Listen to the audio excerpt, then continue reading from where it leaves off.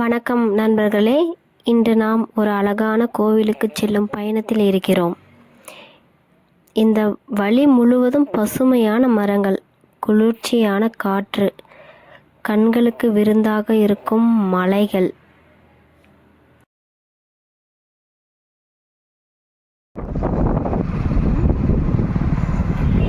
இயற்கையே நம்மை வரவேற்கிறது போல இருக்கிறது நண்பர்களே. வாழ்க்கையில் எவ்வளவு பிஸியாக இருந்தாலும் சில நேரம் இயற்கையோடு செலவிடுவது மனதிற்கு மிகப்பெரிய அமைதியை தருகிறது.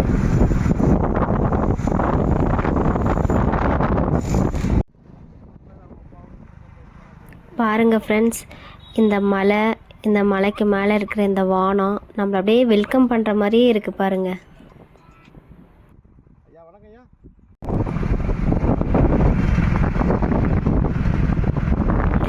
கோவிலுக்கு செல்வது என்பது இறைவனை தரிசிப்பது மட்டுமல்ல, மனதில் இருக்கும் கவலைகளை இறக்கி வைத்து புதிய நம்பிக்கையுடன் திரும்பி வருவதாகும். இந்த அழகான பாதையை பார்க்கும்போது இயற்கை பாதுகாப்பது நம் ஒவ்வொருவரின் கடமை என்பதை நினைவில் கொள்ளுங்கள். நகர வாழ்க்கையின் பரபரப்பில் நாம் இப்படிப்பட்ட இடங்களை ரசிக்கவே மறந்துவிடுகிறோம். ஆனால் இயற்கையுடன் சில நிமிடங்கள் செலவிட்டாலே மனதில் இருக்கும் சோர்வு குறைந்து புத்துணர்ச்சி கிடைக்கும். இந்த வழியில் செல்லும்போது பறவைகளின் சத்தம், இலைகள் அசையும் ஓசை, காற்றின் மென்மையான தொடுதல் ஒவ்வொரு நொடியும் ரசிக்கும்படியே இருந்தது. கோவிலுக்கு செல்லும் பயணம் என்பது ஒரு இடத்திற்கு செல்வது மட்டுமல்ல, அது மனதை அமைதிப்படுத்தும் ஒரு ஆன்மீக அனுபவம். இயற்கை நமக்கு நிறைய விஷயங்களை கற்றுக் கொடுக்கிறது. மரம் எதையும் எதிர்பார்க்காமல் நிழல் தருகிறது.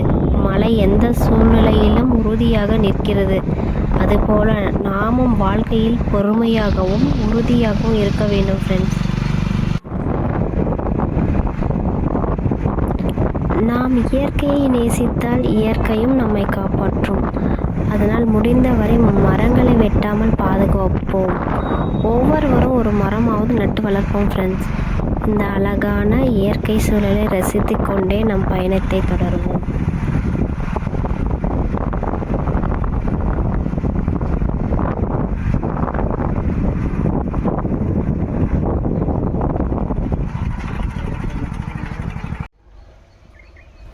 கோவிலை ரீச் ஆயிட்டோம்.